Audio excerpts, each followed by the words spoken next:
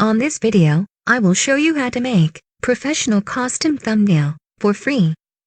Don't forget to subscribe and like the video.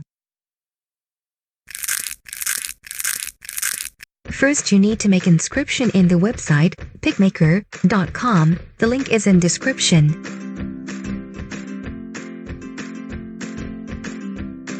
This is interface of website after sign up.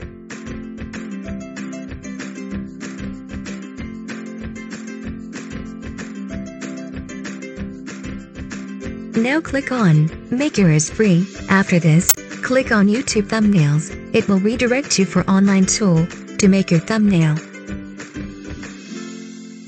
This is interface of online tool. Here you can find a lot of ready templates, also many shapes, backgrounds, characters. Also you can upload your own photos and backgrounds.